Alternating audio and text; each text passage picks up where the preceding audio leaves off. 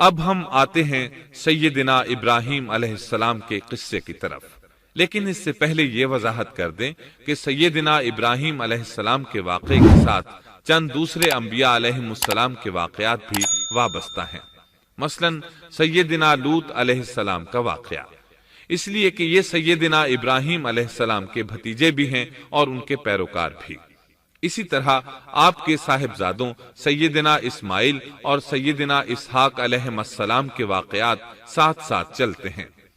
اس کی وجہ یہ ہے کہ سیدنا اسماعیل علیہ السلام کی ولادت کے وقت ابراہیم علیہ السلام کی عمر 87 سال تھی، اور سیدنا اسحاق علیہ السلام کی پیدائش کے وقت سیدنا ابراہیم علیہ السلام کی عمر 100 سال تھی، جبکہ سیدنا ابراہیم علیہ السلام کی کل عمر 175 سال ہوئی، اس لیے ان کے واقعات ساتھ ساتھ چلتے ہیں۔ ابراہیم علیہ السلام کا قصہ سناتے ہوئے ان حضرات کا ذکر ساتھ ساتھ ضرور آئے گا، تو آئیے شروع کرتے ہیں قصہ ابراہیم علیہ السلام کا۔ صالح علیہ السلام کے بعد اللہ تعالیٰ نے سیدنا ابراہیم علیہ السلام کو مبعوث فرمایا۔ ابراہیم علیہ السلام جد الانبیاء ہیں، عظیم المرتبت اور اولو العزم پیغمبر ہیں۔ آپ کے والد کا نام طارق تھا، جبکہ اس کا لقب آزر تھا۔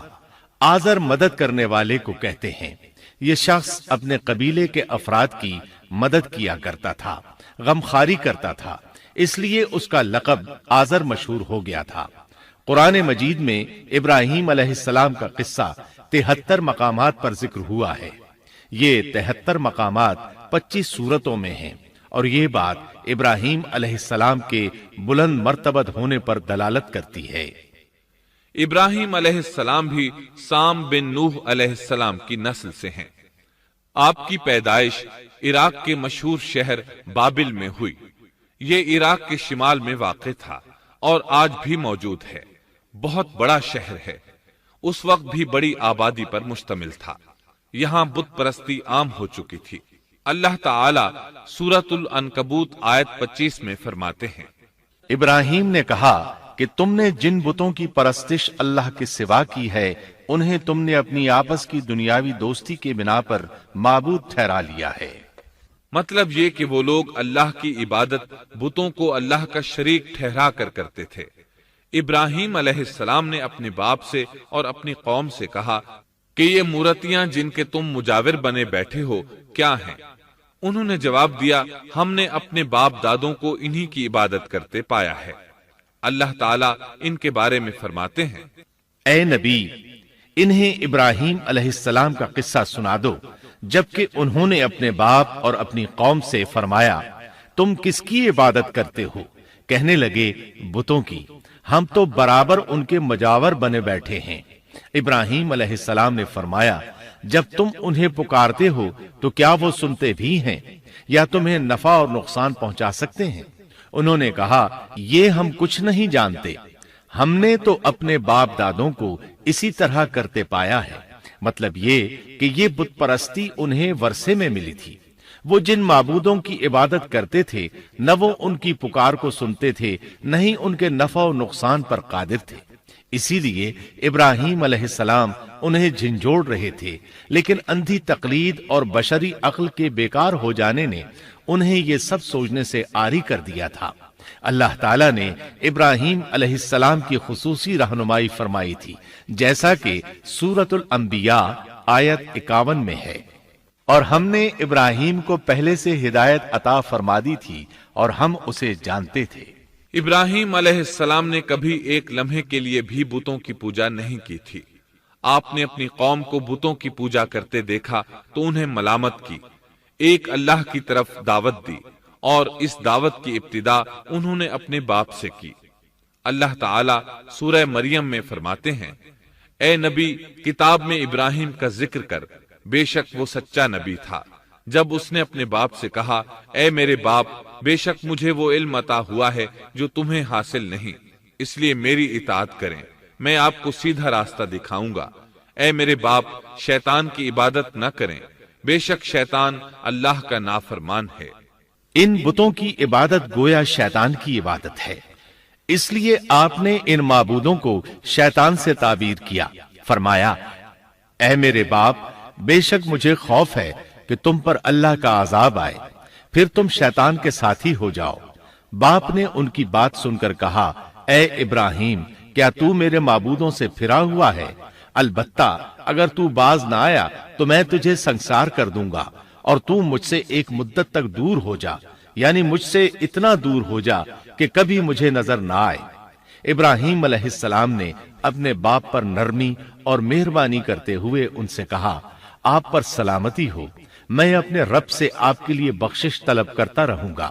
لیکن جب بعد میں ان پر واضح ہو گیا کہ وہ تو اللہ کا دشمن ہے تو ابراہیم علیہ السلام اس سے بے تعلق ہو گئے۔ سورہ توبہ آیت 114 میں اللہ فرماتے ہیں، اور ابراہیم کا اپنے والد کے لیے بخشش طلب کرنا ایک وعدے کی وجہ سے تھا جو وہ اس سے کر چکے تھے، لیکن جب انہیں معلوم ہو گیا کہ وہ اللہ کا دشمن ہے تو اس سے بیزار ہو گئے۔ بے شک ابراہیم بڑے نرم اور تحمل والے تھے۔ کسی ایماندار کے لیے جائز نہیں کہ وہ کسی کافر کے لیے دعائے مغفرت کرے، بلکہ مومن پر حرام ہے کہ وہ کسی کافر یا عیسائی وغیرہ کے لیے مغفرت طلب کرے یا اس سے یہ کہے کہ اللہ تجھ پر رحم کرے۔ ابراہیم علیہ السلام کے والد نے انہیں دھمکی دی تھی کہ اگر تم اس دعوت سے باز نہ آئے تو میں تمہیں سنسار کر دوں گا۔ اس کے جواب میں ابراہیم علیہ السلام اپنے والد کے ساتھ انتہائی شفقت سے پیش آئے اور اس سے کہنے لگے، میں آپ کے لیے اپنے رب سے استغفار کرتا رہوں گا، اس لیے کہ آپ اپنے والد پر بے حد مہربان تھے۔ اسی لیے اللہ تعالیٰ بھی ابراہیم علیہ السلام پر بے حد مہربان تھے، اور آپ کا لقب خلیل الرحمن رکھ دیا گیا۔ خلت محبت کا وہ انتہائی درجہ ہے جس کے ساتھ دل محبت سے بھر جاتا ہے، یعنی وہ بہت سے لوگوں سے بڑھ کر اللہ تعالیٰ کو محبوب تھے۔ والد کے سخت جواب کے بعد ابراہیم علیہ السلام نے ان سے علیحدگی اختیار کر لی اور انہیں مخاطب کر کے فرمایا، میں تمہیں چھوڑتا ہوں اور جنہیں تم اللہ کے سوا پکارتے ہو ان کو بھی چھوڑتا ہوں، میں اپنے رب کو پکاروں گا، مجھے امید ہے میں اپنے رب کو پکار کر محروم نہیں رہوں گا۔ آپ اللہ کے پیارے اور پسندیدہ نبی تھے۔ جب آپ نے اپنی قوم کو توحید کی دعوت دی اس وقت آپ نوجوان تھے، آپ کی عمر 16 سال تھی۔ ساتھ میں آپ اس بات پر غور و فکر بھی کرتے کہ آخر یہ لوگ بتوں کی پوجا کیوں کرتے ہیں۔ آپ کا دل ان کے شرک پر بہت کوڑتا۔ آخر آپ نے مصمم ارادہ کر لیا کہ اس شر اور فساد کی جڑ کو کاٹ کر رہیں گے، یعنی ان بتوں کو توڑ کر رہیں گے۔ آپ اپنی قوم کو بتوں کو توڑ دینے کی دھمکی دیتے رہے۔ اس دھمکی کا ذکر اللہ تعالیٰ نے سورۃ الانبیاء آیت 57 میں کیا ہے، اور اللہ کی قسم میں تمہارے بتوں کا علاج کروں گا جب تم پیٹھ پھیر کر جا چکے ہوگے۔ یہ بات ابراہیم علیہ السلام نے پوشیدہ نہیں اعلانیہ کہی تھی۔ آخر انتظار کا وقت ختم ہوا، عید کا دن آ پہنچا۔ عید کے دن وہ لوگ صبح سویرے گھر سے نکلنے سے پہلے کھانا پکا کر اپنے معبودوں کے سامنے رکھتے تھے، پھر شہر سے باہر ایک میدان میں جمع ہوتے، وہاں کھیلتے کودتے خوشیاں مناتے، ناز سے چلتے پھرتے اور کھانا کھاتے۔ شام کو گھروں کی طرف آتے، صبح بتوں کے پاس جو کھانا رکھ گئے تھے اس کو اٹھاتے اور تبرک سمجھ کر کھا جاتے۔ اپنے معمول کے مطابق انہوں نے عید کی تیاری کر لی، لیکن ابراہیم علیہ السلام تیار نہ ہوئے، اس لیے کہ وہ تو ان کے ساتھ جانے کا ارادہ ہی نہیں رکھتے تھے۔ وہ لوگ جانے سے پہلے ابراہیم علیہ السلام کے پاس آئے اور کہنے لگے، کیا آپ ہمارے ساتھ نہیں جائیں گے؟ سیدنا ابراہیم علیہ السلام نے آسمان کی طرف نگاہ کی اور فرمایا، میں بیمار ہوں۔ یہ تمام واقعہ سورۃ الانبیاء آیات 51 تا 58 میں بیان ہوا ہے۔ یقیناً ہم نے ابراہیم کو پہلے سے ہدایت فرما دی تھی اور ہم اسے جانتے تھے، جبکہ اس نے اپنے باپ سے اور اپنی قوم سے کہا کہ یہ مورتیاں جن کے تم مجاور بنے بیٹھے ہو کیا ہیں؟ سب نے کہا، ہم نے اپنے باپ دادوں کو انہی کی عبادت کرتے پایا ہے۔ آپ نے فرمایا، پھر تو تم اور تمہارے باپ دادا سبھی یقیناً کھلی گمراہی میں مبتلا رہے۔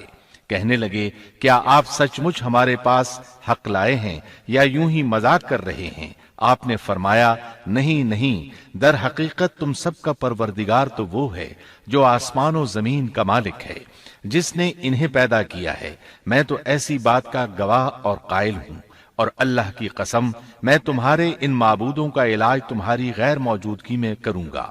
پس اس نے ان سب کے ٹکڑے کر دیے، البتہ صرف بڑے بت کو چھوڑ دیا، یہ اس لیے کیا کہ وہ سب اس کی طرف لوٹے۔ ابراہیم علیہ السلام نے لوگوں کے ساتھ عیدگاہ جانے سے انکار کیا اور عذر پیش کیا کہ وہ بیمار ہیں۔ وہ لوگ آپ کو چھوڑ کر چلے گئے۔ بعد میں ابراہیم علیہ السلام ان بتوں کے پاس گئے، دیکھا کہ ان کے سامنے کھانا پڑا ہے۔ چونکہ سب لوگ کھانا لائے تھے اس لیے یہ کھانا بہت زیادہ تھا، لیکن ان جھوٹے معبودوں نے اسے کھانا تو درکنار اس کو چھوا تک نہ تھا۔ ابراہیم علیہ السلام نے انہیں مخاطب کر کے کہا، یہ اتنا کھانا تمہارے سامنے پڑا ہے، تم اس کو کھاتے کیوں نہیں؟ تمہیں کیا ہو گیا کہ بات تک نہیں کرتے؟ پھر پوری قوت سے دائیں ہاتھ سے کلہاڑا مار کر ان کے ٹکڑے ٹکڑے کر دیے، لیکن بڑے بت کو چھوڑ دیا تاکہ سب اسی کی طرف رجوع کریں۔ تمام چھوٹے بتوں کو توڑ کر کلہاڑا اس بڑے بت کے کندھے پر رکھ دیا۔ مشرکین میلے سے لوٹے تو دیکھا ان کے سارے معبود اوندھے منہ ٹوٹے پھوٹے پڑے ہیں، ان کے تمام معبودوں کو توڑ دیا گیا تھا۔ وہ حیران رہ گئے کہ یہ کیسے ہو گیا، کس نے کیا؟ کہنے لگے یہ کام کس ظالم کا ہے، اس نے ہمارے معبودوں کی توہین کی ہے۔ اس وقت جن لوگوں نے ابراہیم علیہ السلام کا وہ کلام سنا تھا انہیں ان کا خیال آ گیا، کہنے لگے وہ نوجوان جس کا نام ابراہیم ہے اسے ہم نے اپنے بتوں کی مذمت کرتے سنا ہے۔ اللہ کی قدرت کہ ابراہیم علیہ السلام کا جو مقصد تھا وہ خود بخود پورا ہو رہا تھا۔ قوم کے لوگ مشورہ کر رہے تھے کہ سب کو جمع کرو اور اسے بلاؤ، پھر اسے سزا دو۔ چنانچہ تمام اہل باطل چھوٹے بڑے جمع ہو گئے، کارروائی شروع ہو گئی۔ کہنے لگے اے ابراہیم، ہمارے معبودوں کے ساتھ یہ لغو حرکت تو نے کی ہے۔ ابراہیم علیہ السلام نے جواب دیا، یہ کام تو اس بڑے بت کا ہے، مجھ سے کیوں پوچھتے ہو؟ تم اپنے معبودوں سے کیوں نہیں پوچھ لیتے کہ ان کے ٹکڑے کس نے اڑائے ہیں؟ ابراہیم علیہ السلام کا جواب سن کر وہ سب سوچ میں پڑ گئے، پھر کہنے لگے ہم نے بڑی غلطی کی، اپنے معبودوں کے پاس کسی کو حفاظت کے لیے نہیں چھوڑا۔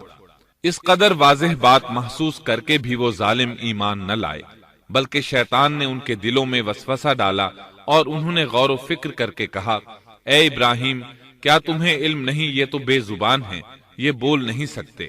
اب ابراہیم علیہ السلام نے فرمایا، تب پھر تم اللہ کے سوا اس چیز کی عبادت کرتے ہو جو تمہیں کچھ بھی نفع نہ دے سکے اور نہ نقصان پہنچا سکے۔ تعجب ہے تم پر اور ان پر بھی جنہیں تم اللہ کے سوا پکارتے ہو، کیا تم میں بالکل عقل نہیں؟ اس طرح ابراہیم علیہ السلام نے ان پر حقیقت خوب اچھی طرح واضح کر دی۔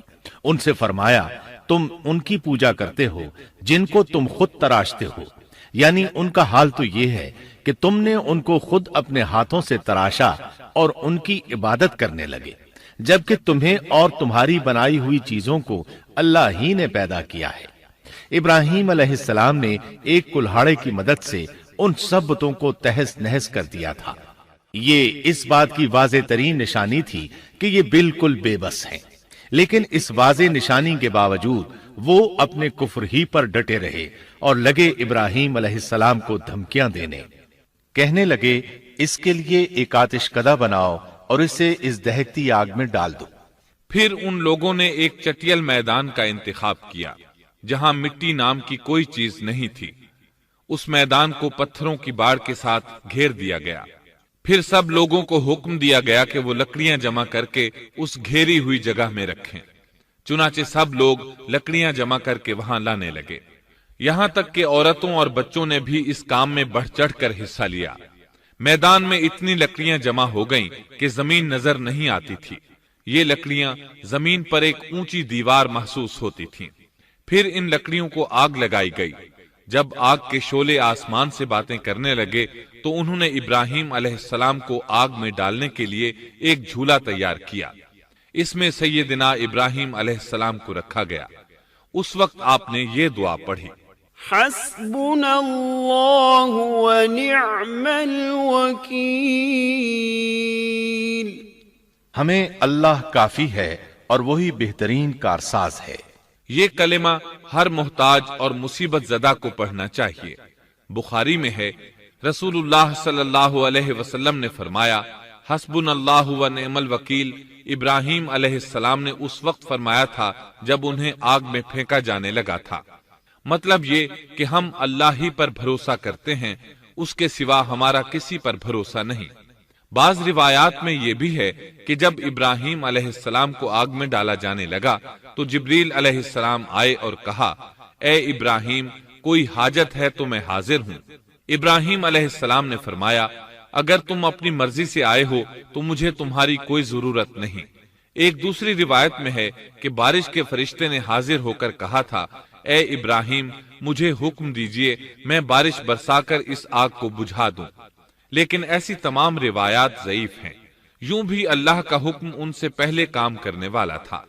اللہ تعالیٰ سورہ انبیاء آیت 69 اور 70 میں فرماتے ہیں، ہم نے کہا، اے آگ ابراہیم پر ٹھنڈی ہو جا اور سلامتی والی ہو جا۔ گو انہوں نے ابراہیم کا برا چاہا لیکن ہم نے انہیں ہی نقصان پانے والا کر دیا۔ چنانچہ جب ابراہیم علیہ السلام کو آگ میں ڈالا گیا تو وہ ٹھنڈی ہو گئی۔ ابن عباس رضی اللہ عنہما فرماتے ہیں، اگر اللہ تعالیٰ آگ سے یہ نہ فرماتے کہ سلامتی والی ٹھنڈی ہو جا تو وہ اس قدر سرد ہو جاتی کہ اس کی ٹھنڈک سے تکلیف محسوس ہوتی۔ گویا آگ بھی اللہ کے حکم کے بغیر نہیں جلا سکتی، چھری اللہ کے حکم کے بغیر نہیں کاٹ سکتی، اس لیے کہ یہ بھی اللہ کی مخلوق ہیں اور ان کی قدرت بھی اللہ کے پاس ہے۔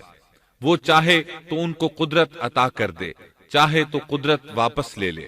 آگ کو ٹھنڈا ہونے کا حکم ہوا، وہ ٹھنڈی ہو گئی۔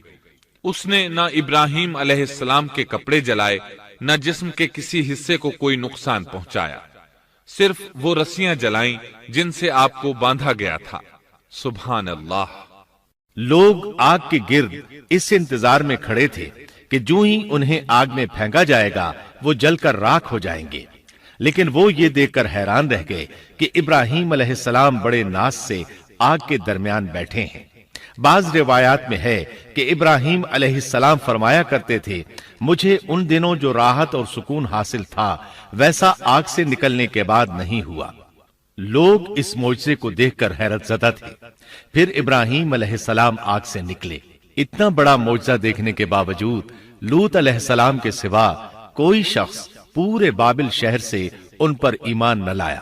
اللہ تعالیٰ فرماتے ہیں، پس ابراہیم پر لوط ایمان لائے۔ مطلب یہ کہ پوری بستی سے لوط علیہ السلام تھے جو آپ پر ایمان لائے تھے، باقی تمام لوگ کفر ہی پر ڈٹے رہے۔ ابراہیم علیہ السلام ان کا رویہ دیکھ کر نا امید ہو گئے کہ اس سے بڑھ کر یہ کون سا معجزہ دیکھنا چاہتے ہیں۔ ان کے بتوں کو توڑ دیا گیا، اپنی آنکھوں سے اللہ کی نشانی ان لوگوں نے دیکھی، پھر بھی یہ ایمان نہیں لائے، چنانچہ آپ نے وہاں سے ہجرت کا ارادہ فرما لیا۔ اس وقت بابل پر نمرود نامی بادشاہ کی حکومت تھی۔ کہا جاتا ہے کہ زمین کے بیشتر حصے پر اسی کی حکمرانی تھی۔ جب اس کے پاس یہ خبریں پہنچیں کہ ابراہیم علیہ السلام کو آگ میں ڈالا گیا لیکن آگ نے انہیں نہیں جلایا، تو اس نے ابراہیم علیہ السلام کو اپنے دربار میں پیش کرنے کا حکم دیا۔ ابراہیم علیہ السلام کو وہاں لایا گیا۔ نمرود نے ان سے ان کے رب کے بارے میں سوال کیا۔ اللہ تعالیٰ سورۃ البقرہ آیت 258 میں فرماتے ہیں، کیا تو نے اس شخص کو نہیں دیکھا جس نے ابراہیم سے اس کے رب کے متعلق جھگڑا کیا، اس لیے کہ اللہ نے اسے سلطنت دی تھی۔ ایک روایت میں ہے کہ 4 بادشاہوں نے زمین کے بیشتر حصے پر حکمرانی کی ہے، ان میں سے ایک نمرود ہے۔ نمرود اپنے وقت کا حاکم و بادشاہ تھا۔ ابراہیم علیہ السلام سے جب اس کی اللہ تعالیٰ کے بارے میں بات چیت ہوئی تو ابراہیم علیہ السلام نے کہا، میرا رب وہ ہے جو زندہ کرتا ہے اور مارتا ہے۔ جواب میں اس نے کہا، میں بھی زندہ کرتا ہوں اور مارتا ہوں۔ چنانچہ اس نے حکم دیا کہ جیل سے 2 آدمیوں کو لے آؤ۔ جیل سے 2 ایسے آدمیوں کو لایا گیا جن کے لیے سزائے موت کا فیصلہ ہو چکا تھا۔ اس نے ان میں سے ایک کے قتل کا حکم دیا، دوسرے کو معاف کر دیا۔ اس سے اس نے یہ ثابت کرنا چاہا کہ وہ بھی زندہ کر سکتا ہے اور موت دے سکتا ہے، اور کہنے لگا دیکھ لو میرے حکم سے لوگ مرتے ہیں اور میرے حکم سے انہیں زندگی ملتی ہے۔ اس کی بات سن کر ابراہیم علیہ السلام نے غور کیا کہ اگر وہ اس سے موت و حیات کے باریک فلسفے پر بحث کریں گے تو نمرود کا مقصد پورا ہو جائے گا اور میرا مقصد پورا نہیں ہو پائے گا۔ اس لیے بحث و مباحثے کی بجائے کوئی مضبوط دلیل پیش کر دی جائے تاکہ حق و باطل کے درمیان فرق واضح ہو جائے۔ چنانچہ آپ نے فرمایا بے شک اللہ سورج کو مشرق سے لاتا ہے، تو اس کو مغرب سے لے آ۔ کافر بادشاہ یہ سن کر مبہوت رہ گیا، اس کا سر جھک گیا۔ اللہ تعالیٰ فرماتے ہیں تب وہ کافر حیران رہ گیا اور اللہ نا انصافوں کو سیدھی راہ نہیں دکھاتا۔ ان تمام باتوں کے بعد نمرود کو یہ معلوم کرنے کی ضرورت نہیں رہی کہ ابراہیم علیہ السلام آگ سے کیسے نجات پا گئے، کیونکہ حقیقت اس پر آشکار ہو چکی تھی۔ وہ جان گیا تھا کہ اصل معاملہ کیا ہے۔ چنانچہ اس نے ابراہیم علیہ السلام سے کہا آپ اس ملک سے نکل جائیے، ہم آپ کو یہاں نہیں رہنے دیں گے۔ ابراہیم علیہ السلام نے عراق کو خیر بات کہا اور شام کی طرف ہجرت کر گئے۔ یہاں آ کر وہ حران نامی بستی میں مقیم ہوئے۔ اسی جگہ آپ نے اپنے چچا ہاران کی بیٹی سیدہ سارہ علیہ السلام سے شادی کی۔ اللہ تعالیٰ اس ہجرت کے بارے میں فرماتے ہیں اور ہم اسے یعنی ابراہیم اور لوط کو بچا کر اس زمین کی طرف لے آئے جس میں ہم نے جہان کے لیے برکت رکھی تھی۔ جب آپ حران کے مقام پر پہنچے تو وہیں ٹھہر گئے، وہیں رہنے لگے۔ یہاں آ کر آپ کا شمار بنو حران میں ہونے لگا۔ آپ لوگوں کو اسی شہر میں رہنے کی دعوت دیتے۔ اس شہر کے لوگ بتوں کی پوجا نہیں کرتے تھے بلکہ ستاروں کو پوجتے تھے۔ ابراہیم علیہ السلام نے جب ان کی یہ حالت دیکھی تو ارادہ کر لیا کہ ان لوگوں کو بتائیں گے کہ ستاروں کی عبادت کرنا باطل ہے۔ یہ لوگ چونکہ نجوم پرست تھے اس لیے ان کی عبادت کا وقت رات کو ہوتا تھا اور یہ لوگ رات کے وقت عبادت کرتے تھے، کیونکہ ان کے معبود یعنی ستارے رات ہی کو طلوع ہوتے ہیں۔ چنانچہ ابراہیم علیہ السلام انہیں یہ دکھانے کے لیے کہ ان چیزوں کی عبادت باطل ہے ایک دن ان کے ساتھ نکلے۔ اللہ نے آسمان کے دروازے کھول دیے تو ابراہیم علیہ السلام نے چاند، ستاروں، سیاروں اور آسمان و زمین کی سلطنت کو دیکھا۔ اللہ تعالیٰ نے ابراہیم علیہ السلام سے تمام پردے ختم کر دیے جو عام طور پر لوگوں کی آنکھوں پر ہوتے ہیں، اور انہوں نے وہ کچھ دیکھا جسے آج کی رصد گاہیں بھی نہیں دیکھ سکتی۔ اللہ تعالیٰ سورۃ الانعام آیت 75 میں فرماتے ہیں اور اسی طرح ہم نے ابراہیم کو آسمان اور زمین کی سلطنت کا مشاہدہ کرا دیا تاکہ وہ یقین کرنے والوں میں سے ہو جائے۔ بعض مفسرین نے لکھا ہے کہ یہ سب کچھ اللہ تعالیٰ نے ابراہیم علیہ السلام کو اس لیے دکھایا تھا کہ وہ ستاروں کی پرستش کرتے تھے۔ پھر اللہ تعالیٰ نے اپنی عبادت کی طرف ان کی رہنمائی فرمائی۔ جن مفسرین نے یہ بات لکھی وہ غلطی پر ہیں، کیونکہ ایک جلیل القدر رسول کے متعلق ایسا گمان کرنا کبیرہ گناہ ہے۔ آسمان اور زمین کی سلطنت اور دیگر معجزات دکھانے کے بعد اللہ تعالیٰ فرماتے ہیں آسمان اور زمین کی پیدائش یقیناً انسان کی پیدائش سے بہت بڑا کام ہے۔ اللہ تعالیٰ ایک دوسرے مقام پر فرماتے ہیں آسمان اور زمین میں بہت سی نشانیاں ہیں جن سے یہ منہ موڑ کر گزر جاتے ہیں۔ ابراہیم علیہ السلام حران شہر کے ستارہ پرستوں کو لے کر ایک رات نکلے۔ اچانک ایک ستارہ طلوع ہوا، اس کی چمک دمک بہت تھی، شکل صورت کے لحاظ سے بھی بہت خوبصورت تھا۔ اس وقت ابراہیم علیہ السلام نے بطور مذاق کہا یہ میرا رب ہے، لیکن جب وہ ستارہ کچھ دیر بعد چھپ گیا تو کہنے لگے یہ تو غروب ہو گیا۔ یہ رب کیسے ہو سکتا ہے؟ جو چھپ جائے وہ رب نہیں ہو سکتا، پس میں تو غروب ہونے والوں کو پسند نہیں کرتا۔ اگلے روز وہ پھر ان لوگوں کو ساتھ لے کر نکلے تو چاند کو دیکھا۔ یہ شکل صورت میں ستاروں سے کہیں زیادہ خوبصورت تھا، روشن تھا، لیکن یہ بھی غروب ہو گیا تو ابراہیم کہنے لگے اگر مجھے میرے رب نے ہدایت نہ کی تو میں گمراہ لوگوں میں شامل ہو جاؤں گا۔ اے اللہ تو کہاں ہے؟ اپنی طرف میری رہنمائی کر۔ ان باتوں سے ابراہیم علیہ السلام ان لوگوں کو غور و فکر کی دعوت دے رہے تھے تاکہ وہ غور کریں، آخر رب چھپ کیسے سکتا ہے؟ اگر چاند رب ہے اور دن کے وقت کسی کو اپنے معبود کی حاجت ہوگی تو وہ کیا کرے گا؟ لہذا چاند کسی صورت رب نہیں ہو سکتا۔ پھر جب دن چڑھا اور سورج طلوع ہوا تو کہنے لگے یہ میرا رب ہے، یہ تو سب سے بڑا ہے۔ پھر لوگوں کو مخاطب کر کے کہنے لگے تم رات کو چھوٹے چھوٹے ستاروں کی پوجا کرتے ہو، کیوں نہ تم اتنے بڑے ایک ہی رب کی پوجا کر لو۔ لیکن جب وہ بھی غروب ہو گیا تو کہنے لگے یقیناً میں تمہارے شرک سے بیزار ہوں، یہ معبود کیسے ہو سکتے ہیں؟ ان میں تو تبدیلی آتی رہتی ہے، کبھی طلوع ہوتے ہیں کبھی غروب ہوتے ہیں۔ یہ اس بات کی دلیل ہے کہ یہ مخلوق ہیں اور ان کا خالق کوئی اور ہے جس کے حکم کے یہ تابع ہیں۔ جب یہ خود مخلوق ہیں اور کسی اور کے تابع ہیں تو کسی کو نفع نقصان پہنچانے پر کس طرح قادر ہو سکتے ہیں؟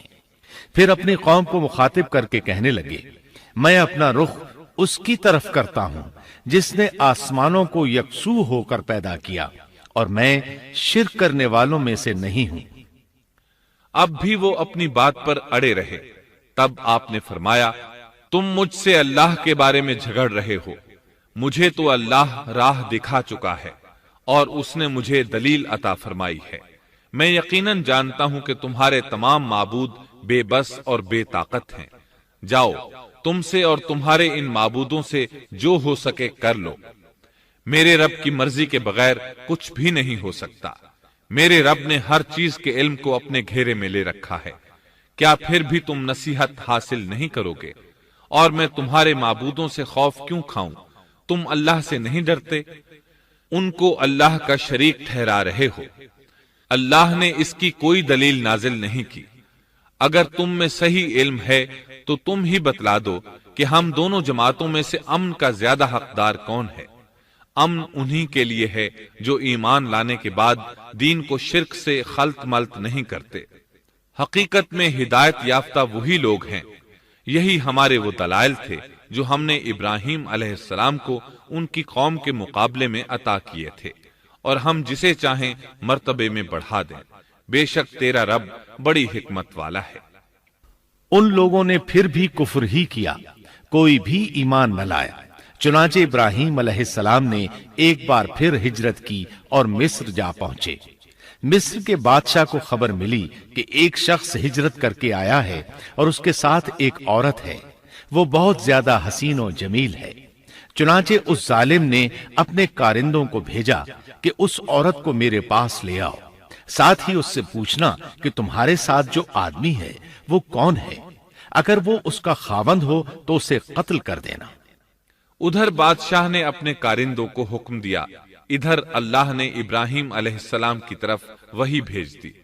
انہوں نے سارہ علیہ السلام سے کہا اگر وہ تجھ سے میرے بارے میں پوچھیں تو بتا دینا تم میری بہن ہو۔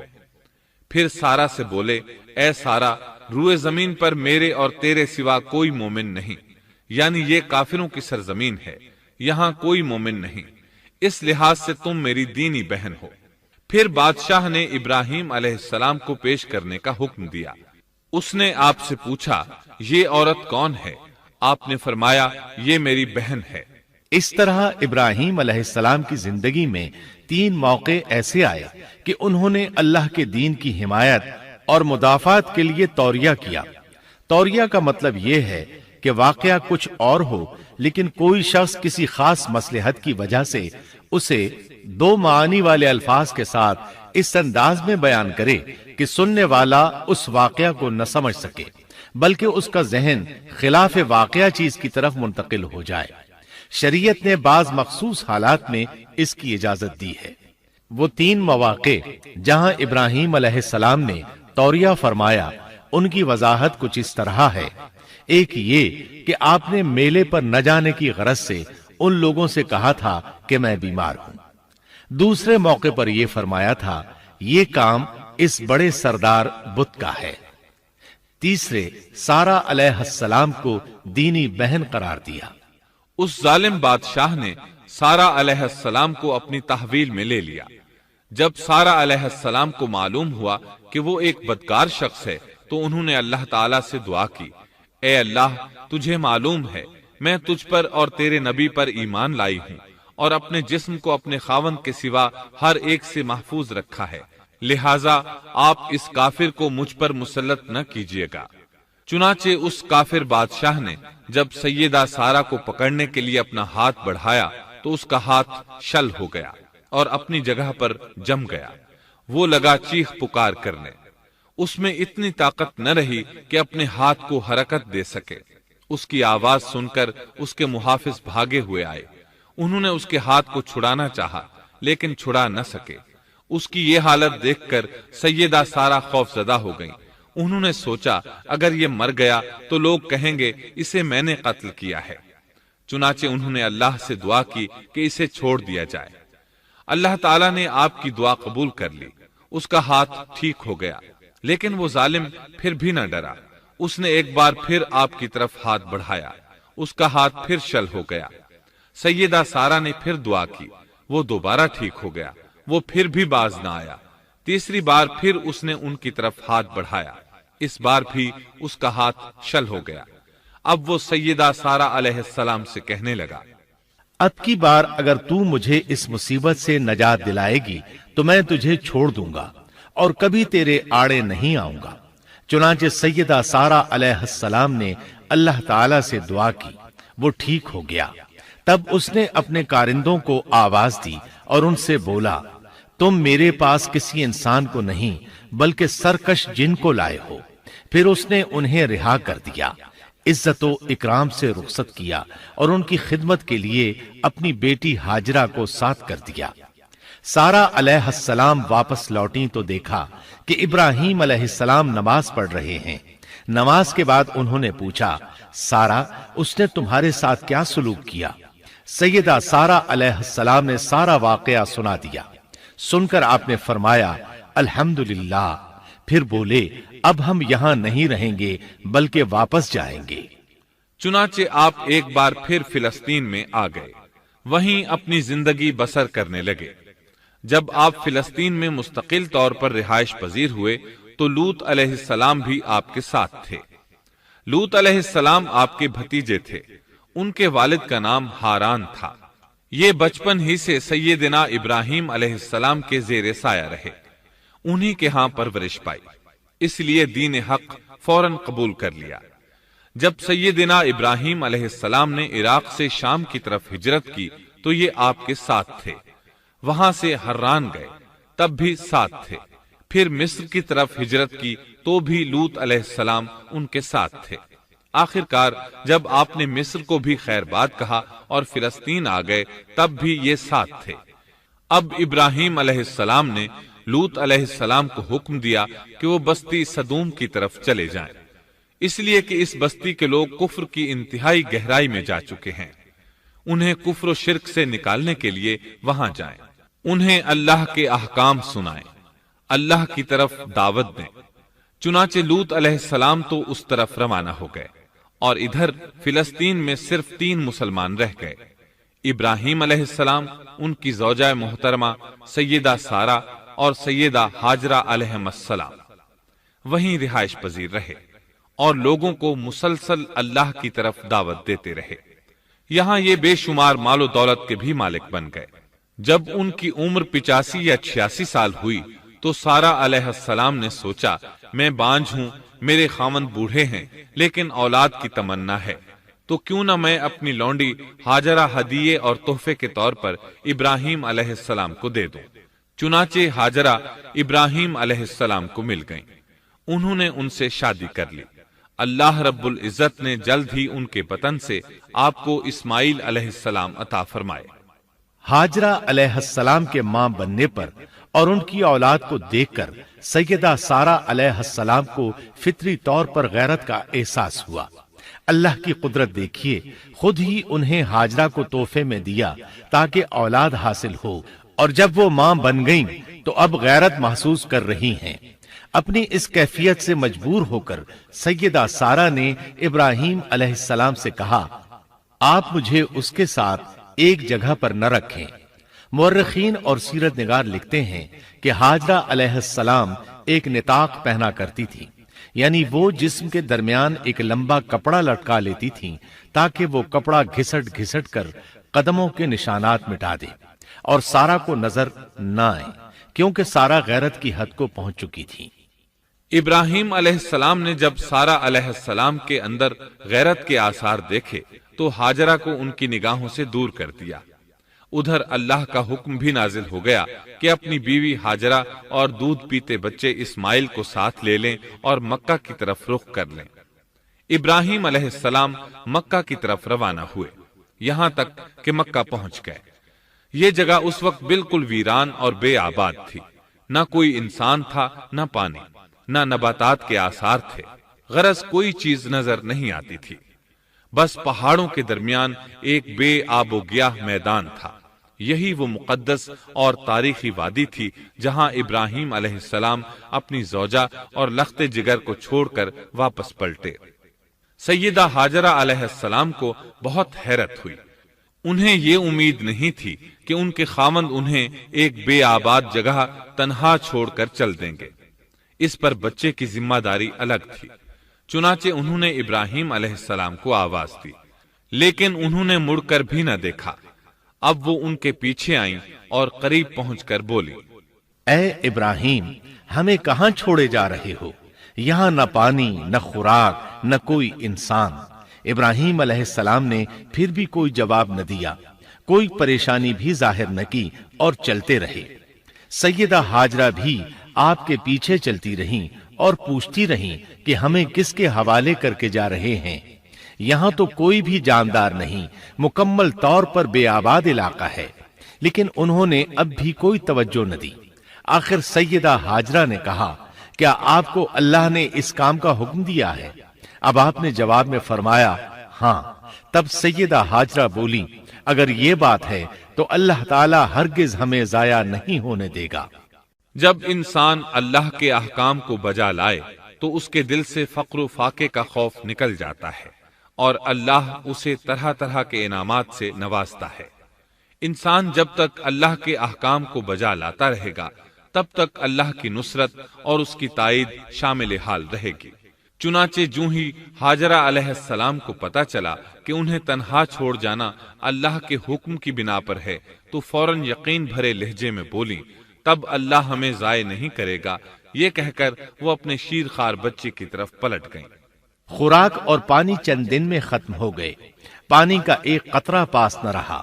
اب پانی کی تلاش شروع کی، لیکن اپنے لیے تو درکنار، ماں کو بیٹے کے لیے بھی پانی نہ ملا نہ خوراک۔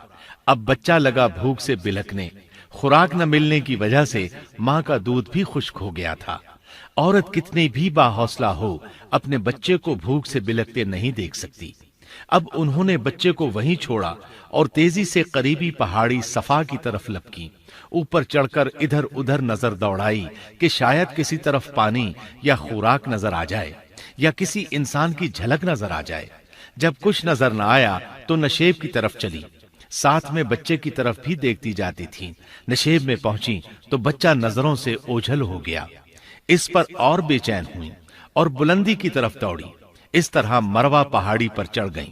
وہاں بھی چاروں طرف نگاہ دوڑائی لیکن کچھ نظر نہ آیا۔ خیال آیا کہ پھر کوشش کرنی چاہیے۔ اس خیال سے مروہ پہاڑی سے اتری اور صفا کی طرف چل دی۔ درمیان میں نشیب کی وجہ سے بچہ نظر نہ آیا تو دوڑنے لگی۔ اس طرح پھر صفا پر چڑھ گئیں۔ اللہ اکبر! ایک تو عورت ذات کمزور، پھر بھوک پیاس سے نڈھال، اس پر کس قدر سعی اور کوشش میں مصروف، وہ بھی اپنے بچے کے لیے۔ بہرحال بار بار کوشش کے خیال سے انہوں نے صفا اور مروہ پہاڑیوں کے درمیان 7 چکر لگائے۔ یہی وجہ ہے مسلمان عازمین حج صفا و مروہ کے درمیان سعی کرتے ہیں تاکہ اس واقعے کی یاد تازہ ہو جائے۔ جب وہ آخری مرتبہ مروہ پر پہنچی تو انہوں نے ایک آواز سنی۔ یہ آواز اسماعیل علیہ السلام کے قریب سے آئی تھی۔ انہوں نے پوری توجہ سے آواز کو سننے کی کوشش کی اور جلدی سے اسماعیل کے قریب پہنچی۔ کیا دیکھتی ہیں؟ اسماعیل کے قدموں کے نیچے سے پانی پھوٹ رہا ہے، کیونکہ جبریل علیہ السلام کو اللہ نے اس صابرہ خاتون کی مدد کے لیے بھیجا تھا۔ انہوں نے زمزم والی جگہ پر اپنا پر مارا تو اسماعیل کے قدموں کے پاس سے ایک عظیم چشمہ رحمت نمودار ہوا۔ مستقبل کے پیغمبر کے قدموں کے نیچے سے اللہ نے جبریل فرشتے کے ذریعے زمین پھاڑ کر پانی نکال دیا۔ یہی آب زمزم کا آغاز تھا۔ ہاجرہ علیہ السلام پانی کو آنکھیں پھاڑ پھاڑ کر حیرت سے دیکھ رہی تھی۔ ان کی خوشی کی انتہا نہ رہی جب انہوں نے دیکھا پانی پھوٹ پھوٹ کر چاروں طرف بہ رہا ہے۔ زمین ہموار تھی، اس لیے انہوں نے زمین کو کھودنا شروع کر دیا تاکہ پانی ادھر ادھر نہ بہ جائے۔ پھر انہوں نے اس گڑھے کے چاروں طرف پتھر رکھ دیے اور زبان سے بولی، زم زم، اس کا مطلب ہے رک جا۔ نبی اکرم صلی اللہ علیہ وسلم کا فرمان ہے، اللہ اسماعیل کی والدہ پر رحم فرمائے، اگر وہ جلد بازی سے کام نہ لیتی تو زمزم ایک بہنے والا چشمہ ہوتا۔ لیکن انہوں نے اس کے گرد بند باندھ دیا۔ انہیں دراصل اس وقت پانی کی شدید ضرورت تھی، اس لیے انہوں نے پانی کو اپنے پاس جمع کر لیا تاکہ بہہ کر ضائع نہ ہو جائے۔ انہوں نے اسماعیل کو پانی پلایا، خود بھی خوب پیا، اور یہ اللہ تعالی کی طرف سے ان کی مہمان نوازی تھی۔ وہاں کوئی اور انسان نہیں تھا، نہ کھانے کی کوئی چیز تھی، بس یہی آب زمزم ان کے لیے کھانے اور پینے کا کام دے رہا تھا۔ اب چونکہ زمزم ایک چشمہ بن گیا تھا، اس لیے پرندے بھی آنے لگے۔ انہی دنوں عرب کے قبیلوں میں سے ایک قبیلہ بنو جرہم یمن کو خیر باد کہہ کر اس طرف آ رہا تھا۔ یمن میں ایک بہت بڑا ڈیم تھا۔ پہاڑوں کے درمیان انہوں نے پانی کو روک کر ایک بہت بڑا بند قائم کر رکھا تھا۔ اس سے پورا سال آسانی سے کھیتی باڑی کرتے تھے۔ اس ڈیم کی بدولت ان کا آب پاشی کا نظام بہت اچھا تھا۔ جب اس ڈیم کو اللہ تعالیٰ نے توڑا تو تمام لوگ وہاں سے منتشر ہو گئے اور جزیرہ عرب کے اطراف میں منتقل ہونے لگے۔ وہیں سے ہجرت کرنے والا ایک قبیلہ بنو جرہم تھا۔ یہ لوگ بنیادی طور پر عرب تھے۔ یہ قبیلہ سفر میں رہتا، جہاں کہیں پانی اور چراگاہ نظر آتے وہیں پڑاؤ ڈال دیتے۔ جب وہاں خوراک ختم ہو جاتی تو آگے سفر شروع کر دیتے۔ چونکہ وہ بہت بڑے تاجر تھے، اس بنا پر ان راستوں سے خوب واقف تھے۔ انہیں چشموں کا خوب علم تھا۔ ملک شام کی طرف بھی ان کی آمد و رفت تھی۔ یہ قبیلہ بنو جرہم مکہ کے قریب پہنچا تو فضا میں پرندوں کو منڈلاتے پایا۔ کہنے لگے، ان پرندوں کی موجودگی میں ضرور کوئی راز ہے۔ اب انہوں نے اپنے کچھ آدمی اس طرف بھیجے۔ یہ لوگ جلد ہی چشمے تک پہنچ گئے۔ انہوں نے وہاں ایک عورت اور اس کے بچے کو پایا۔ پھر وہ لوگ ان کے پاس آئے، وہاں پڑاؤ ڈالنے کی اجازت مانگی۔ سیدہ ہاجرہ نے فرمایا، ٹھیک ہے، لیکن شرط یہ ہے کہ تمہیں اجرت ادا کرنا ہوگی۔ ان کے لیے یہ سستا سودا تھا۔ ان کے پورے قبیلے کو سامان زندگی مل رہا تھا، جبکہ صرف ایک عورت اور اس کے بیٹے کی ذمہ داری ان پر عائد ہو رہی تھی۔ انہوں نے فوراً حامی بھر لی اور وہاں رہائش اختیار کر لی۔ اس طرح یہ لوگ سیدہ ہاجرہ علیہ السلام کی معیشت کا ذریعہ بن گئے، اور اس طرح سیدنا اسماعیل علیہ السلام بنو جرہم میں پرورش پاتے رہے۔ انہوں نے ان لوگوں سے عربی سیکھ لی اور ان سے بھی زیادہ عربی دان بن گئے۔ فصاحت اور بلاغت سے عربی میں بات چیت کرنے لگے۔ پھر ان کی اس قبیلے میں شادی ہو گئی۔ ان کی اولاد سے عرب قوم کا آغاز ہوا۔ انہی میں سے سرور کائنات محمد صلی اللہ علیہ وسلم کی ولادت باسعادت ہوئی۔ بنو جرہم کی آمد اور آبادی ابراہیم علیہ السلام کی دعا کا نتیجہ تھی۔ جب انہوں نے اپنی بیوی اور بچے یعنی دو کمزور انسانوں کو اس ویران جگہ چھوڑا تھا تو یہ دعا مانگی تھی، اے ہمارے پروردگار، میں نے اپنی کچھ اولاد اس بے آباد جنگل میں تیرے حرمت والے گھر کے پاس بسائی ہے۔ یہاں یہ سوال پیدا ہوتا ہے کہ کیا اس وقت بیت اللہ کی تعمیر ہو چکی تھی؟ درست بات یہ ہے کہ اس وقت خانہ کعبہ کی تعمیر نہیں ہوئی تھی۔ پھر سوال پیدا ہوتا ہے کہ کیا ابراہیم علیہ السلام کے زمانے سے پہلے اس کی تعمیر ہو چکی تھی یا صرف جگہ ہی معروف تھی؟ اس بارے میں دو طرح کی روایات ہیں۔ بعض میں آتا ہے کہ صرف اس کی جگہ معروف تھی، اور بعض میں ہے کہ ابراہیم علیہ السلام سے پہلے شیس علیہ السلام نے اس کو تعمیر کیا تھا، اور وہ گردش ایام کے ساتھ ساتھ منہدم ہو کر ختم ہو گیا۔ لیکن بہرحال اس کی جگہ معلوم تھی اور وہی پہلا گھر تھا، جیسا کہ اللہ نے خبر دی ہے۔ اللہ تعالیٰ نے پہلا گھر جو لوگوں کے لیے مقرر کیا تھا وہی ہے جو مکہ میں ہے، اور وہ پوری دنیا کے لیے برکت اور ہدایت والا ہے۔ ابراہیم علیہ السلام نے اللہ تعالیٰ سے یہ دعا مانگی تھی، اے ہمارے پروردگار، میں نے اپنی کچھ اولاد اس بے کھیتی کے جنگل میں تیرے حرمت والے گھر کے پاس بسائی ہے۔ اے ہمارے پروردگار، یہ اس لیے کہ وہ نماز قائم کریں، پس تو کچھ لوگوں کے دلوں کو ان کی طرف مائل کر دے اور انہیں پھلوں کی روزیاں عطا فرما تاکہ یہ شکر گزاری کریں۔ دن گزرتے رہے اور اسماعیل علیہ السلام بنو جرہم کے ماحول میں عمر کی منزلیں طے کرتے رہے اور وہ ہوش سنبھالنے کے قریب ہو گئے۔ ابراہیم علیہ السلام ہر سال ایک دو بار اپنے گھرانے کی دیکھ بھال کے لیے چکر لگاتے تھے۔ جب اسماعیل علیہ السلام نے ہوش سنبھالا تو ایک بار پھر ایک عظیم آزمائش کا وقت آ گیا۔ ہوا یوں کہ ایک مرتبہ ابراہیم علیہ السلام مکہ تشریف لائے، ایک جگہ آرام کے لیے بیٹھے کہ نیند کی وادی میں پہنچ گئے۔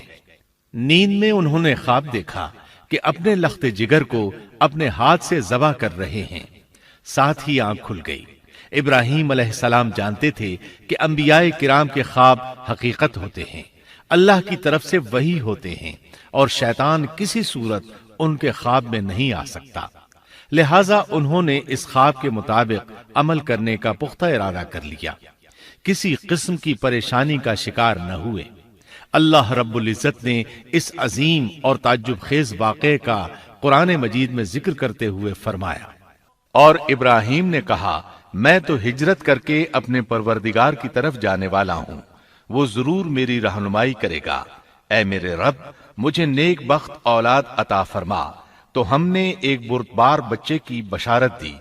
پھر جب بچہ اتنی عمر کو پہنچا کہ اس کے ساتھ چلنے پھرنے لگا تو ابراہیم نے کہا، میرے پیارے بیٹے، میں نے خواب دیکھا ہے کہ میں تجھے ذبح کر رہا ہوں، اب تو بتا تیری کیا رائے ہے؟ یہاں سوال پیدا ہوتا ہے کہ ابراہیم علیہ السلام نے اسماعیل علیہ السلام سے مشورہ کیوں لیا؟ وہ چاہتے تو اسماعیل کو سوتے میں ذبح کر دیتے، اس طرح اللہ کا حکم بجا لاتے۔ وہ بیٹے کے پاس کیوں گئے اور ان سے مشورہ کیوں لیا؟ جی ہاں، یہ مسئلہ یاد رکھنے کے قابل ہے کہ ہر مسلمان پر لازم ہے کہ وہ اپنے دوسرے مسلمان بھائی کو اجر و ثواب میں شامل کرنے کی کوشش کرے۔ ابراہیم علیہ السلام نے بیٹے کو ثواب میں شامل کرنے کے لیے انہیں اللہ کے حکم سے آگاہ کیا۔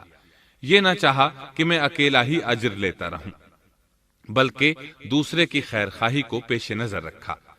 والدین کے لیے آپ کے اس انداز میں نصیحت موجود ہے، یہ کہ اولاد کو ثواب کے مواقع فراہم کریں، ان کی صحیح تربیت کریں۔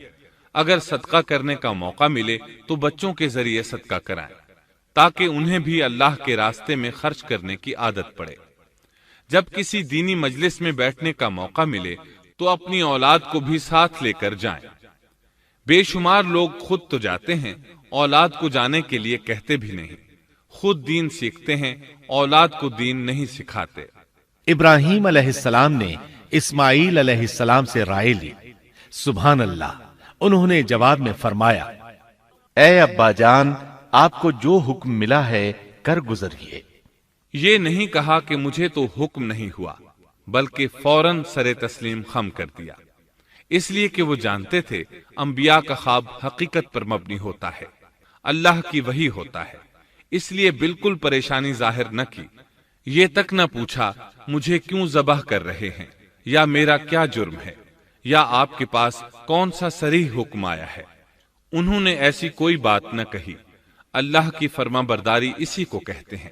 چنانچہ اپنے باپ سے کہا، اے ابا جان، آپ کو جو حکم ہوا ہے اس کو کر گزریے، انشاءاللہ آپ مجھے صبر کرنے والوں میں پائیں گے۔ علماء کرام فرماتے ہیں اس جملے سے ان کا انتہائی ادب اور احترام شامل ہے، اور اس میں زبردست توکل موجود ہے۔ یہ نہیں کہا کہ آپ مجھے صبر کرنے والوں میں سے پائیں گے، بلکہ آپ نے اللہ کی مشیت کو جملے میں شامل کیا اور فرمایا، انشاءاللہ آپ مجھے صبر کرنے والوں میں سے پائیں گے۔ لہٰذا مسلمانوں کو دھوکے میں نہیں پڑنا چاہیے۔ یہ نہ کہے میں سفر کروں گا، میں فلاں کام کروں گا، میں فلاں کام کے کرنے کی طاقت رکھتا ہوں، بلکہ یوں کہے اللہ نے چاہا تو میں سفر کروں گا، اللہ نے چاہا تو فلاں کام کروں گا۔ اپنے علم اور طاقت کے دھوکے میں پڑنا سراسر نادانی ہے۔ ہر چیز کا تعلق اللہ سے قائم کرے، جیسا کہ اللہ تعالیٰ فرماتے ہیں، اور ہرگز ہرگز کسی کام پر یوں نہ کہنا کہ میں اسے کل کروں گا، مگر ساتھ ہی انشاءاللہ کہہ لینا۔ اپنی زبان کو اللہ کے ذکر سے سجا کر رکھو اور ہمیشہ اپنے معاملات کو اللہ کی طرف لوٹاؤ۔ بہرحال باپ بیٹا دونوں ہی مصمم ارادے کے ساتھ اللہ کا حکم پورا کرنے کے لیے پیش ہو گئے۔ اسماعیل علیہ السلام نے اپنے والد محترم سیدنا ابراہیم علیہ السلام سے کہا، جب آپ مجھے ذبح کرنے لگیں تو میری پیشانی کو زمین پر رکھ دیجیے گا تاکہ آپ کو میرا چہرہ نظر نہ آئے اور کہیں آپ کے ہاتھ رک نہ جائیں۔ اب ابراہیم علیہ السلام نے بیٹے کی پیشانی پکڑ کر زمین پر لٹا دیا، جیسا کہ اللہ تعالیٰ نے فرمایا۔ جب دونوں مطیع ہو گئے اور ابراہیم نے اسے پیشانی کے بل لٹا دیا، اب انہوں نے چھری پکڑی اور گردن پر چلا دی، لیکن چھری نے گردن نہ کاٹی، بالکل اسی طرح جیسے آگ نے ابراہیم کو نہیں جلایا تھا، اس لیے کہ چھری میں کاٹنے کی طاقت اور آگ میں جلانے کی صلاحیت اللہ کے حکم کے بغیر نہیں آ سکتی۔ اللہ نے دونوں سے یہ طاقتیں سلب کر لیں۔ اب ابراہیم زور لگا رہے ہیں، ادھر اسماعیل علیہ السلام کہہ رہے ہیں، ابا جان جلدی کیجئے، چھری چلائیے۔ اللہ تعالیٰ نے اس واقعے کا ذکر یوں فرمایا ہے، جب وہ دونوں مطیع ہو گئے اور ابراہیم نے اسے پیشانی کے بل لٹا دیا۔ اس مطیع ہونے سے مراد اللہ کے حکم کو نافذ کرنا ہے۔ اب ظاہر ہے مطیع تو وہ پہلے بھی تھے، لیکن یہاں اسلما یعنی مطیع ہونے سے مراد کامل اسلام ہے۔ نہایت واضح اور حقیقی اسلام مراد ہے، اس لیے کہ کامل اسلام وہی ہوتا ہے جس میں بغیر کسی تردد اور توقف کے اللہ کے امر اور نہی کی تصدیق کی جائے۔ یہ تھا حقیقی اسلام۔ ہاں تو چھری چلتی رہی، گلا نہ کٹا، اس لیے کہ امتحان اور آزمائش کی تکمیل ہو چکی تھی۔ یہ بات ثابت ہو چکی تھی کہ اللہ کا حکم نافذ کرنے میں دونوں پوری طرح کوشاں ہیں۔ اللہ تعالیٰ بھی فرما برداری ہی کا صلہ عطا فرماتے ہیں۔ چنانچہ آواز آئی، ہم نے اسے پکارا، اے ابراہیم تو نے خواب کو سچ کر دکھایا، یقیناً ہم اسی طرح نیکوکاروں کو جزا دیا کرتے ہیں۔ یقیناً یہ ایک کھلی آزمائش تھی۔ تاریخ کا ایک عظیم ترین امتحان اور کڑی آزمائش دنیا کو آج بھی حیرت میں ڈال دیتی ہے۔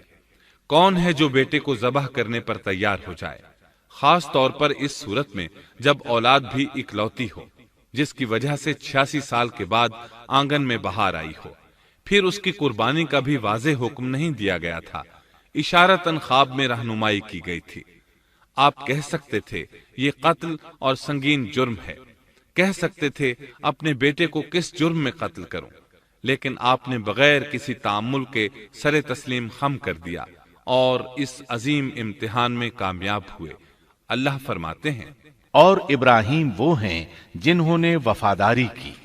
اس آیت میں یہ نہیں بتایا گیا کہ کس چیز میں وفاداری کی، اس لیے کہ وہ تو ہر معاملے میں مکمل طور پر وفاداری کا مظاہرہ کر چکے تھے۔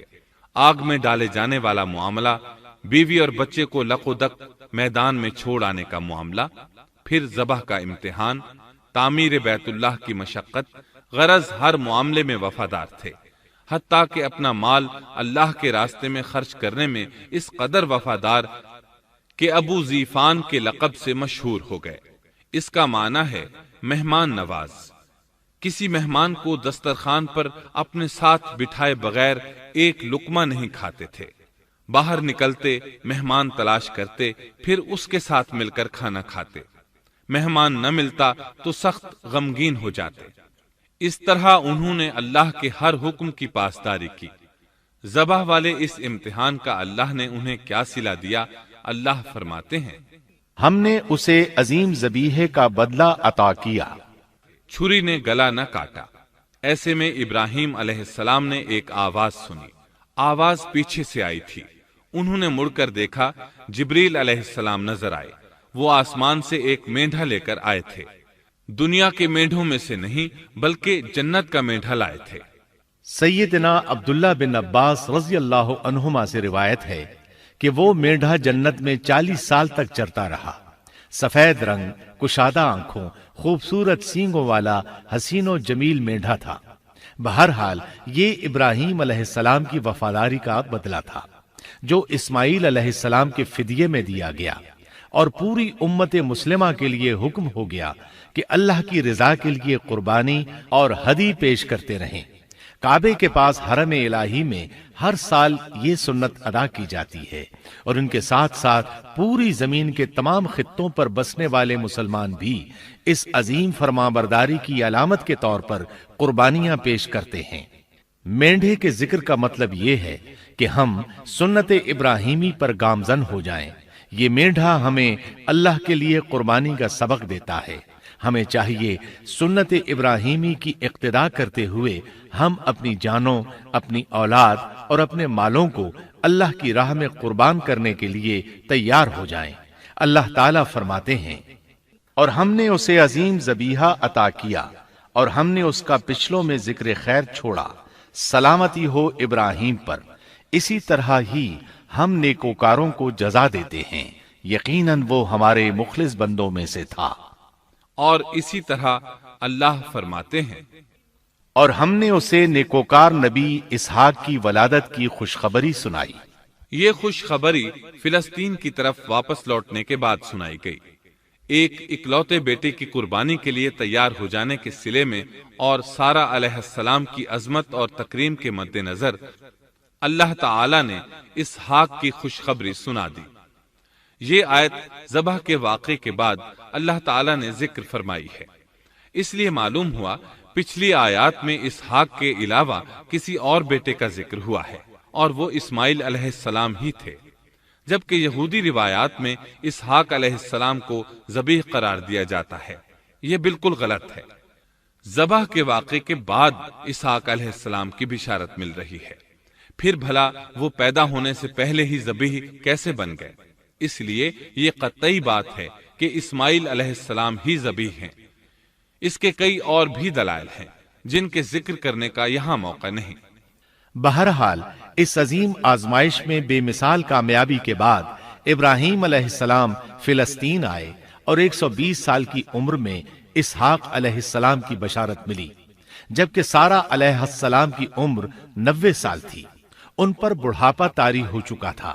ایسے میں 3 فرشتے آئے۔ وہ تو قوم لوط کی تباہی کے لیے آئے تھے۔ راستے میں اللہ کے حکم سے ابراہیم علیہ السلام اور ان کی اہلیہ سارہ کو خوشخبری سنائی، اور اس غرض کے لیے وہ انسانی شکل میں آئے تھے۔ ابراہیم علیہ السلام تو پہلے ہی بہت مہمان نواز تھے۔ انہیں دیکھ کر بہت خوش ہوئے کہ مہمان آ گئے۔ فرشتوں نے انہیں سلام کیا۔ ابراہیم علیہ السلام نے سلام کا جواب دیا۔ وہ حیرت زدہ تھے کہ یہ لوگ ان کی بستی کے رہنے والے تو ہیں نہیں، لیکن ان پر سفر کے نشانات بھی نہیں ہیں، جیسا کہ دور سے چل کر آنے والوں میں ہوتے ہیں۔ نہ ان کے پاس سواریاں ہیں۔ قرآن مجید میں آتا ہے، فرشتوں نے سلام کیا تو ابراہیم نے بھی سلام کیا، اور دل میں خیال کیا یہ اجنبی لوگ ہیں۔ پھر وہ اپنی مہمان نوازی کی عادت کے مطابق انہیں اندر لے آئے، ان کے لیے کھانے کا انتظام کیا۔ اللہ تعالیٰ فرماتے ہیں، ہمارے بھیجے ہوئے فرشتے ابراہیم کے پاس خوشخبری لے کر آئے تو انہوں نے سلام کیا۔ ابراہیم نے سلام کا جواب دیا اور فوراً بھنا ہوا بچڑا لے آئے، اور بچڑا بھی موٹا تھا۔ ان کے سامنے کھانا پیش کیا، لیکن وہ بھلا کب کھانے کی طرف ہاتھ بڑھانے والے تھے۔ یہ دیکھ کر ابراہیم علیہ السلام نے خوف محسوس کیا کہ کہیں یہ دشمن نہ ہو۔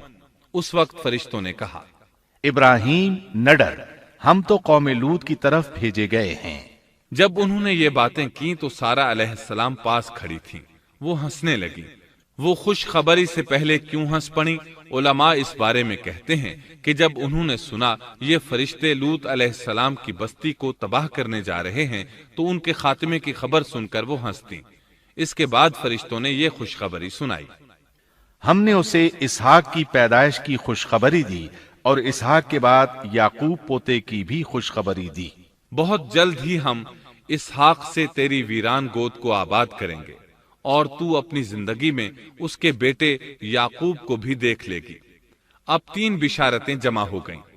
بیٹا پیدا ہوگا، لمبی عمر ملے گی یعنی بیٹا جوان ہوگا، اور پھر وہ اپنے پوتے کو بھی دیکھے گی۔ اس سے بڑھ کر کیا عزت اور تکریم ہو سکتی ہے؟ اس لیے جب نبی کریم صلی اللہ علیہ وسلم سے پوچھا گیا کریم یعنی عزت والا کون ہے، تو آپ نے فرمایا کریم بن کریم بن کریم بن کریم، یعنی یوسف بن یعقوب بن اسحاق بن ابراہیم علیہ السلام۔ مطلب یہ کہ نبی بن نبی بن نبی بن نبی۔ یہ یوسف علیہ السلام کی شان ہے کہ خود بھی کریم، باپ بھی کریم، دادا بھی کریم اور پردادا بھی کریم۔ اس سے بڑھ کر عزت افزائی کیا ہو سکتی ہے؟ بہرحال فرشتوں نے انہیں خوشخبری دی۔ پھر انہوں نے ابراہیم کو ایک صاحب علم لڑکے کی بشارت دی۔ خوشخبری سن کر سیدہ سارہ حیران ہوئی، مارے حیرت کے منہ سے ہلکی سی چیخ نکل گئی۔ انہوں نے اپنے رخسار پر ہاتھ مارا جیسا کہ عورتوں کی عادت ہوتی ہے، کہنے لگی ہائے افسوس، کیا میں بچہ جنوں گی حالانکہ میں بانجھ ہوں اور میرے خاوند بوڑھے ہیں؟ یہ تو حیرت کی بات ہے۔ ایک دوسری جگہ اللہ تعالیٰ نے یہ الفاظ فرمائے، کہنے لگی میں بوڑھی اور بانجھ ہوں، بھلا میں بچے کو کیسے جنم دوں گی؟ اس پر فرشتوں نے کہا تو اللہ کے حکم پر تعجب کرتی ہے، اے اہل بیت، یہ تو اللہ کی تم پر رحمت اور برکت ہے، وہ بہت بزرگ اور قابل تعریف ہے۔ دوسری آیت میں ہے انہوں نے کہا اسی طرح تیرے رب نے فیصلہ کیا ہے اور ہمیں کہا ہے، یقیناً وہ بہت حکمت والا ہے اور علم رکھنے والا ہے۔ یہ تھی اسحاق علیہ السلام کی ولادت کی خوشخبری۔ ابراہیم علیہ السلام مکے میں سیدنا اسماعیل علیہ السلام سے ملنے کے لیے آتے رہتے تھے۔ ایک روز آئے تو ان سے کہا اے میرے بیٹے، اللہ تعالیٰ نے مجھے حکم دیا ہے کہ اس مقام پر اللہ کا گھر تعمیر کرنا۔ اسماعیل علیہ السلام نے فوراً کہا میں حاضر ہوں۔ اس طرح انہوں نے کھدائی شروع کی۔ ایسے میں انہیں شیش علیہ السلام کی تعمیر کے آثار نظر آئے۔ انہوں نے اس پر تعمیر شروع کر دی۔ ایک روایت میں یہ بھی ہے کہ انہوں نے فرشتوں والی بنیادوں کے آثار بھی دیکھے۔ نبی کریم صلی اللہ علیہ وسلم کی جوانی کے دنوں میں جب مکے کے قریش نے کعبے کی تعمیر نئے سرے سے کی تو انہوں نے اس کی بنیادوں کو گہرا کرنا چاہا۔ وہ کھدائی کرتے ان سبز پتھروں تک پہنچ گئے جو پہاڑوں کی چوٹیوں کی طرح نظر آ رہے تھے۔ انہوں نے ان پتھروں کو نکالنا چاہا۔ ایک شخص نے کدال کے ذریعے ایک پتھر کو باہر نکالا تو اس کے نیچے سے اتنا نور نکلنے لگا کہ قریب تھا وہ شخص اندھا ہو جاتا۔ پھر پتھر خود بخود نیچے جا گرا اور اپنی جگہ پر جم گیا۔ اس کے بعد لوگوں نے ان پتھروں کو ہاتھ نہ لگایا اور تعمیر شروع کر دی۔ قرآن مجید میں تعمیر کعبہ اور بیت اللہ کا تذکرہ اس طرح آیا ہے، اور جب ہم نے بیت اللہ کے مکان میں ابراہیم کو جگہ دی اور فرمایا کہ میرے ساتھ شرک نہ کرنا اور میرے گھر کو طواف، قیام اور رکوع و سجود کرنے والوں کے لیے پاک رکھنا، اور فرمایا بے شک لوگوں کے لیے جو پہلا گھر تعمیر کیا گیا ہے وہ مکہ میں ہے، وہ جہان والوں کے لیے برکت اور ہدایت کا ذریعہ ہے، اس میں واضح نشانیاں ہیں، مثلا مقام ابراہیم، تو جو کوئی حرم میں داخل ہوگا وہ امن میں آ جائے گا۔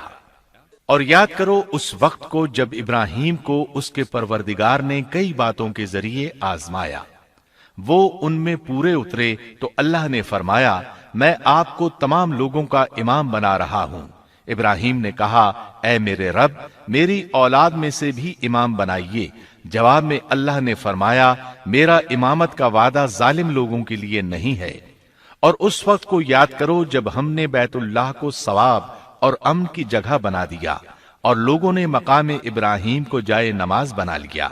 ہم نے ابراہیم کو حکم دیا کہ میرے گھر کو طواف، اعتکاف، رکوع اور سجود کے لیے پاک رکھو، اور وہ وقت بھی یاد رکھو جب ابراہیم نے دعا کی اے پروردگار اس شہر کو امن والا بنا دے اور اس کے مومن بندوں کو پھلوں کا رزق عطا کر۔ اللہ تعالیٰ نے فرمایا میں کافروں کو بھی تھوڑا فائدہ دوں گا، پھر انہیں آگ کے عذاب کی طرف بے بس کر دوں گا، یہ پہنچنے کی جگہ بری ہے۔ اور وہ وقت یاد کرو جب ابراہیم اور اسماعیل بیت اللہ کی بنیادوں کو بلند کر رہے تھے اور دعا مانگ رہے تھے، اے ہمارے رب، ہماری محنت کو قبول فرما، تو دعا کو سننے والا، جاننے والا ہے، اور ہمیں اپنا فرما بردار بنا، ہماری اولاد میں سے بھی ایک فرما بردار گروہ بنا، اور ہمیں عبادت کا طریقہ سکھا، اور ہم پر رجوع فرما، کیونکہ تو ہی توبہ قبول کرنے اور رحم فرمانے والا ہے۔ اے ہمارے رب، ان لوگوں میں انہی میں سے ایک رسول بھیج جو ان پر تیری آیات کی تلاوت کرے اور انہیں کتاب و حکمت سکھائے، انہیں پاک کرے، یقیناً تو غالب حکمت والا ہے۔ تعمیر کے دوران جب ابراہیم علیہ السلام اس مقام تک پہنچے جہاں آج حجر اسود ہے تو اللہ تعالیٰ نے جنت سے ایک سفید پتھر بھیجا۔ حدیث میں ہے یہ پتھر نہایت سفید تھا، اب سیاہ ہو گیا ہے۔ انسانوں کی غلطیاں اس کے سیاہ ہونے کا سبب بنی۔ جب دیواریں انسانی قد کے برابر ہو گئیں تو اسماعیل علیہ السلام ایک پتھر لے آئے۔ اب ابراہیم علیہ السلام اس پتھر پر کھڑے ہوئے، وہ ننگے پاؤں تھے۔ اسی وقت پتھر پگھل گیا، ان کے پاؤں اس کے اندر کسی قدر دھنس گئے، پتھر پر ان کے پیروں کے نشانات آ گئے۔ اسی پتھر کو آج مقام ابراہیم کہا جاتا ہے۔ پہلے یہ پتھر بیت اللہ کی دیواروں کے ساتھ رکھا گیا تھا۔ جب لوگ طواف کے لیے آتے تو سیدنا ابراہیم کے پیروں کے نشانات دیکھنے کے لیے یہاں ہجوم ہو جاتا۔ اس طرح طواف کرنے والوں کو دقت کا سامنا ہوتا۔ سیدنا عمر رضی اللہ عنہ نے صحابہ کرام کے مشورے سے اس پتھر کو اس جگہ سے قدرے ہٹا کر نماز کی صفوں کے قریب کر دیا تاکہ طواف کرنے والوں کو دقت نہ ہو۔ یہ مقام بہت مقدس ہے۔ اللہ نے فرمایا ہے، تم مقام ابراہیم کو جائے نماز مقرر کر لو۔ مقام ابراہیم کے قریب اس کے پیچھے ہو کر نماز پڑھنے کا موقع مل جائے تو لازماً وہاں 2 رکعت ادا کیا کرو۔ موقع نہ ملے تو پھر پوری مسجد حرام میں طواف سے فراغت والی 2 رکعت پڑھ لیا کرو۔ اس طرح کعبہ تعمیر ہوا۔ تب نیا حکم آیا، لوگوں میں جو استطاعت رکھے اس پر اللہ کے لیے حج بیت اللہ فرض ہے، اور جو شخص جان بوجھ کر اعراض کرے تو اللہ جہانوں سے بے نیاز ہے اور اسے اس کی کوئی پرواہ نہیں۔ ادھر ابراہیم علیہ السلام کو اللہ تعالی کی طرف سے اشارہ ہوا، لوگوں میں حج کا اعلان کر دیں۔ ابراہیم علیہ السلام کہنے لگے، اللہ، میری آواز بھلا کس کس تک پہنچے گی؟ جواب آیا، آپ کے ذمے آواز لگانا ہے، پہنچانا ہمارا کام ہے۔ چنانچہ آپ عرفات کے ایک پہاڑ پر چڑھے اور آواز لگائی، لوگو، بیت الحرام کا حج کرو۔ اللہ تعالیٰ نے معجزانہ طور پر یہ آواز تمام انسانوں تک پہنچا دی، خواہ وہ پیدا ہوئے تھے یا نہیں۔ دوسرا معجزہ یہ ہوا کہ اللہ نے بیت اللہ اور اس کے حج کی محبت لوگوں کے دلوں میں ڈال دی۔ اللہ نے فرمایا، وَأَذِّن فِي النَّاسِ بِالْحَجِّ يَأْتُوكَ رِجَالًا وَعَلَى كُلِّ ضَامِرٍ يَأْتِينَ مِن كُلِّ فَجٍّ عَمِيقٍ۔